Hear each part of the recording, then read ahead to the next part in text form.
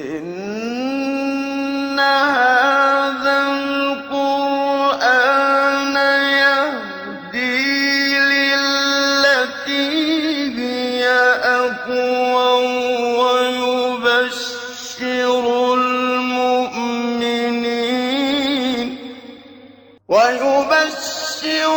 المؤمنين الذين يعملون الصالحات أن لهم أجرا كبيرا.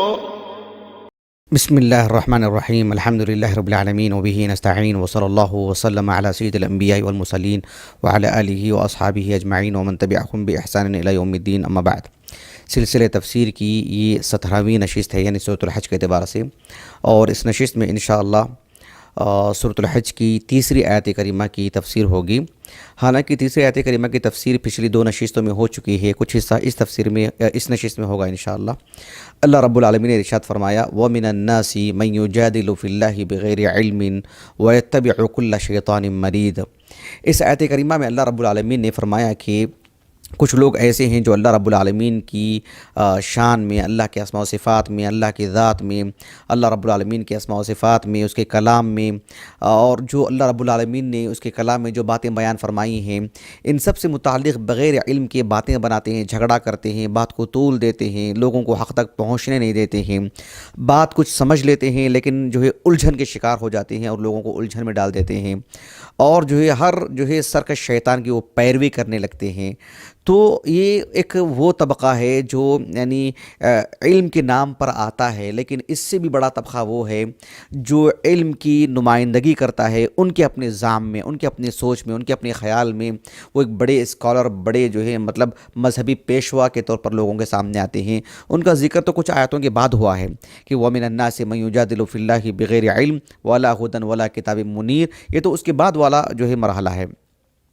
یہاں جو ہے قابل غور بات یہ ہے کہ جو ہے دو طرح کے طبقے بیان کیے گئے ہیں۔ ایک وہ جو یعنی علمی اعتبار سے تابع ہے، کسی کے تابع رہتا ہے اور کسی کی باتوں کو لے کر کے چلتا ہے، اور ایک وہ ہے جو متبوع ہے، جو علم کی قیادت کرتے ہیں۔ قیادت کا لفظ تو بہت اچھا لفظ ہے، موزوں لفظ ہے، یعنی یوں بول سکتے ہیں کہ ضال اور مضل، یہ اچھا لفظ ہے اور صحیح جچتا ہے ان کے لیے۔ ایک وہ گمراہ ہیں، ایک وہ جو گمراہ کرتے ہیں، یہ جو ہے زیادہ بہتر لفظ رہے گا، ورنہ قیادت تو ایک اچھا لفظ ہے، موزوں لفظ ہے۔ تو بہرحال یہ علم اور اہل علم سب نہیں کہا جاتا ہے ان کو، یہ جو ہے ضال اور مضل ہیں، ائمۃ الکفر ہیں، اور ایک وہ ہیں جو ان کے تابع ہیں۔ یہاں کہنے کا مقصود مجھے یہ ہے کہ جو ہے اللہ سبحانہ و تعالیٰ نے یعنی انہی 2 طرح کے زمروں سے متعلق سورۃ الفاتحہ میں کہا اللہ تعالیٰ نے اہدنا الصراط المستقیم صراط الذین انعمت علیہم، اس کے بعد اللہ نے کہا غیر المغضوب علیہم ولا الضالین۔ تو غیر المغضوب علیہم ولا الضالین میں ایک المغضوب علیہم ہے جن کے پاس علم تو ہے لیکن جو ہے اس کو مخفی رکھتے ہیں، اس کو چھپاتے ہیں، غلط ملت کر کے لوگوں کے سامنے پیش کرتے ہیں تاکہ لوگ حق تک پہنچ نہ پائیں۔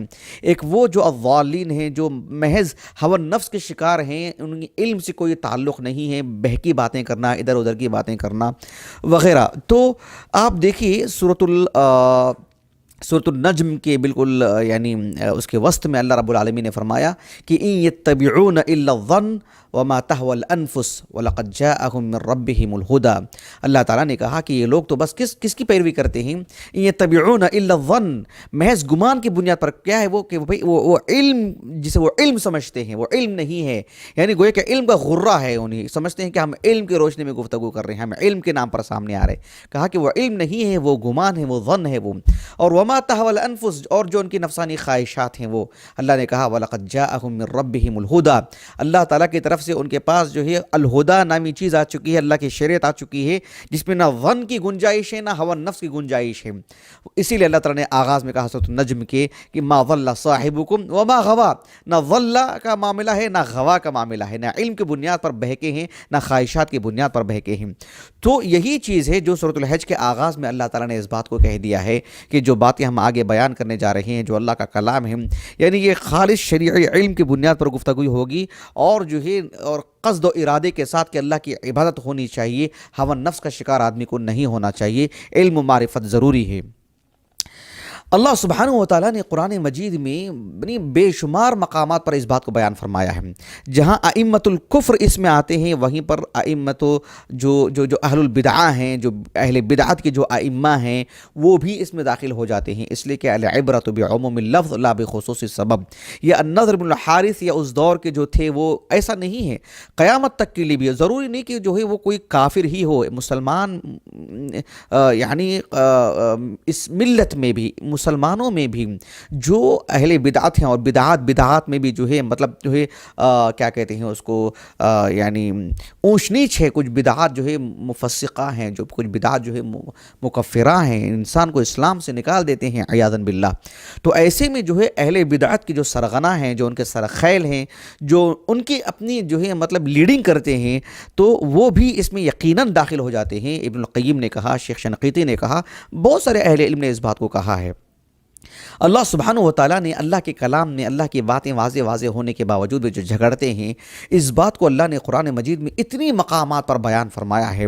مثلا آپ دیکھو سورۃ اللقمان میں دیکھو، آپ نے مکی صورتوں کو اٹھا کر کے دیکھیں، جہاں اللہ تعالیٰ نے کائنات کو بیان کیا، اللہ تعالیٰ کی تخلیق کے مظاہر کو بیان کیا، اتنے واضح صاف شفاف جو ہے دلائل اللہ نے دی ہیں، توحید کے، انبیاء کو بھیجے ہیں اللہ نے، کلام نازل کیا اللہ تعالیٰ نے، پھر بھی جو جھگڑتے ہیں تو اللہ رب العالمین نے فرمایا. آغاز دیکھو آپ، سبحان اللہ.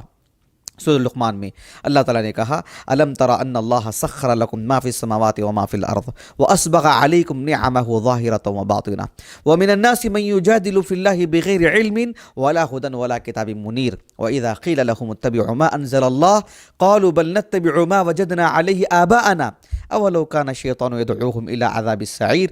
بالکل سبحان اللہ. سورۃ الحج کی یہ دو آیاتوں کو ملا کر کے یہ ساری تفصیلات اس میں ہیں. اللہ کی نعمتیں دیکھیں، انسان کے ساری کائنات کو ہمارے اللہ نے تابع کیا ہے.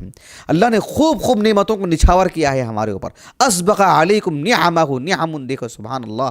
اللہ رب العالمین نے کہا کہ اللہ تعالیٰ کی نعمتیں ہم پر جو ہے مطلب نچھاور کر دی گئی ہیں، لیکن انسان ہے کہ اللہ تعالیٰ کی شان، اس کے کلام، اس کے انبیاء سے متعلق، وقوع قیامت سے متعلق علم و ہدایت اور کتاب کی روشنی میں گفتگو کرنے کی بجائے اپنے تجربے اور اپنے ناقص خیالات کی بنیاد پر گفتگو کرتا ہے. جب اسے اللہ اس کے رسول کی طرف دعوت دی جاتی ہے تو اپنے پاس جو سرمایہ، جو پونجی، جو ناقص علم ہے، جو اس کو اصل سمجھ کر کے اسی پر قائم رہنے کی کوشش کرتا ہے. شیطان کو بہکا کے لے کے جا رہا ہے اس کو. اللہ رب العالمین نے فرمایا سورۃ یاسین میں، یعنی کتنی باتیں ہیں سورہ یاسین کے اندر. آپ دیکھیے پوری کائنات کی تخلیق، مظاہر، انبیاء علیہ السلام کی بعثت کے مقاصد، شیطان جو ازلی دشمن ہے، جنت جہنم کے بیان کرنے کے بعد اللہ تعالیٰ نے کہا، اولم یر الانسان انا خلقناہ من نطفۃ فاذا هو خصیم مبین. سبحان اللہ. وضرب لنا مثلا ونسیا خلقہ قال من یحیی العظام وہی رمیم. انسان کو اللہ رب العالمین حقیر پانی سے پیدا کیا ہے، اور جب ذرا سی اسے بولنے کا سلیقہ آتا ہے تو اللہ پر ہی جھگڑنے لگتا ہے، کہتا ہے کہ کون مجھے دوبارہ پیدا کرے گا. عیاذا باللہ. سبحان اللہ. اتنی واضح بات کو کہ جو ہے انسان اپنے آپ پر غور کر لے گا تو کہہ دے گا کہ جو اللہ مجھے پیدا کیا ہو دوبارہ وہی مجھے پیدا کرے گا، لیکن دیکھو جھگڑتا ہے انسان. سورۃ النحل دیکھیں آپ، اس کو اللہ نے نام ہی رکھا النحل، یعنی کتنی نعمتیں ہیں، ان نعمتوں سے فائدہ اٹھاتی ہے النحلہ. تو اللہ کی نعمتوں کو جو کیسے وہ فائدہ اٹھاتی ہے، النحلہ، اس کے نام پر اللہ نے سورت کا نام رکھا. اللہ نے آغاز میں کہا خلق الانسان من نطفۃ فاذا هو خصیم مبین. بالکل وہی بات اللہ نے کی. اللہ نے سورۃ الاسراء میں دیکھو آپ، سورۃ الاسراء میں انسان کے لیے کتنے بڑے فتنے ہو سکتے ہیں، ان سارے فتنوں کو بیان کیا. یعنی مال کا فتنہ، دین سے متعلق فتنہ، آزمائش، اور جو ہے مطلب یعنی طرح طرح کے جو فتنے ہوتے ہیں، جو ہے یعنی دنیا کا جو فتنہ ہوتا ہے اور علم کا جو فتنہ ہوتا ہے انسان کے لیے، چار طرح کے بڑے فتنے. تو اللہ تعالیٰ نے اس میں انبیاء کے بھیجے جانے کا مقصد بیان کیا. وما نرسل المرسلین الا مبشرین ومنذرین ویجادل الذین کفروا بالحق لیدحضوا به وَيُجَادِلُ الَّذِينَ كَفَرُوا بِالْبَاطِلِ لِيُدْحِضُوا بِهِ. اللہ سبحانہ و تعالیٰ نے فرمایا کہ جو ہے وَمَا نُرْسِلُ الْمُرْسَلِينَ إِلَّا مُبَشِّرِينَ وَمُنذِرِينَ وَيُجَادِلُ الَّذِينَ كَفَرُوا بِالْبَاطِلِ لِيُدْحِضُوا بِهِ. اللہ رب العالمین نے کہا کہ یہ اللہ سبحانہ و تعالیٰ نے انبیاء کو، رسولوں کو جو بھیجے ہیں، یعنی مبشرین اور منذرین بنا کر کے بھیجے ہیں، لیکن یہ ہمیشہ اس میں جھگڑتے رہتے ہیں. وَيُجَادِلُ الَّذِينَ كَفَرُوا بِالْبَاطِلِ، یعنی باطل، بطلان جو ایک باطل چیز ہے، حق کے مقابل جو بھی ہو باطل ہے، جو بھی ہو باطل ہے. اس باطل کو سامنے رکھ کر کے جو ہے مطلب حق سے جھگڑتے رہتے ہیں. کیوں؟ تاکہ حق کو کسی طور پر بھی نیچے کرنے کی کوشش کریں, کسی طور پر بھی اسے پسپا کریں, کسی طور پر بھی جو باطل کو جو ہے لوگوں میں نمایاں کرنا چاہتے ہیں. نصر اللہ العافیہ والسلام. اللہ رب العالمین نے فرمایا سورۃ الشورى میں, دیکھو آپ, کہا کہ والذین یحاجون فی اللہ من بعد ما استجیب لہ حجتہم داحضۃ عند ربہم. یعنی یہ اللہ سبحانہ و تعالیٰ کے بارے میں, اللہ کی شان سے متعلق, اللہ کے اسماء و صفات, اس کی شریعت سے متعلق جھگڑا کرتے رہتے ہیں. اللہ تعالیٰ نے کہا کہ من بعد ما استجیب لہ, یعنی ایک جماعت ہے جو اللہ کی بات کو مان چکی ہے, فطرت پر ہے اور فطرت کو قبول کر چکے ہیں, پھر بھی جو ہے ان کے لیے یہ جو ہے مطلب آڑ بننا چاہتے ہیں, ان کو راہ حق سے ہٹانا چاہتے ہیں. اور جبکہ ان کی جو باتیں ہیں, ان کی جو مطلب دلائل ہیں, داحضۃ عند ربہم, اللہ رب العالمین کے پاس تو باطل ہے, وہ کوئی حیثیت نہیں ان کی, مطلب چور چور کر کے رکھ دیں گے رب العالمین ان کو. اللہ سبحانہ و تعالیٰ نے فرمایا کہ اس کے بعد والی جو صورت ہے سورۃ الزخرف, اس میں دیکھو آپ, اللہ تعالیٰ نے, دیکھو یہ ساری صورتیں مکی صورتیں ہیں, ان کا پیغام اٹھا کر کے دیکھیں, پھر جا کر کے انسان کی سوچ کس طرح سے جو ہے کہاں سے کہاں نکل جاتی ہے, اس کو اللہ تعالیٰ نے بیان کی ہے. یہ تاریخی کتاب نہیں ہے قرآن مجید کی, اس تاریخ میں ایسے تھا, اللہ کے رسول کے زمانے میں ایسے تھا, مکے میں وہ تھے, مدینے میں وہ تھے, آج میرے اور آپ کے لیے. بلکہ میں کہتا ہوں کہ امریکہ اور یورپ اور آسٹریلیا چھوڑی, ہندوستان بھی نہیں, میں بنگلور کی بات کرتا ہوں, میں بنگلور کا ہوں, میرے قروج و جوار کے لوگوں کے نفسیات کو مجھے دیکھنا چاہیے. کوئی ممبئی میں ہے, کوئی حیدرآباد میں ہے, کوئی چنئی میں ہے, کوئی قریوں میں, گاؤں میں ہے, کوئی جہاں کمپنی میں کام کرتا ہے, کوئی مطلب سفر میں ہے, تو وہاں اس طرح کے لوگوں کو دیکھیں کہ ہاں بھائی دیکھو یہ اس طرح کے لوگ ہیں, اس مزاج کے لوگ ہیں, ان کو جو ہے مطلب اس تناظر میں بات کرنے کی ضرورت ہے.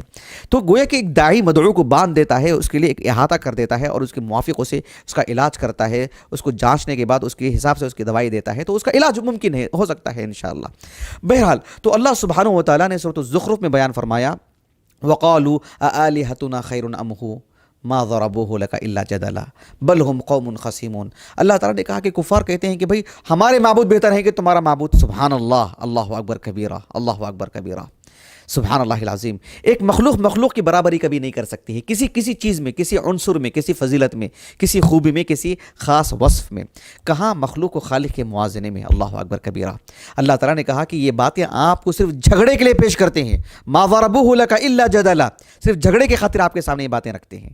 اس طرح کی قرآن مجید میں, یعنی میں جو آپ کو کہہ رہا ہوں کہ بے شمار آیتیں ہیں. مثلا آپ دیکھو سورۃ الانعام کے آغاز میں اللہ تعالیٰ نے کہا, وَمِنْهُمْ مَن يَسْتَمِعُ إِلَيْكَ وَجَعَلْنَا عَلَىٰ قُلُوبِهِمْ أَكِنَّةً أَن يَفْقَهُوهُ وَفِي آذَانِهِمْ وَقْرًا وَإِن يَرَوْا كُلَّ آيَةٍ لَا يُؤْمِنُوا بِهَا حتى إذا جاءوك يجادلونك يقول الذين كفروا إن هذا إلا أساطير الأولين.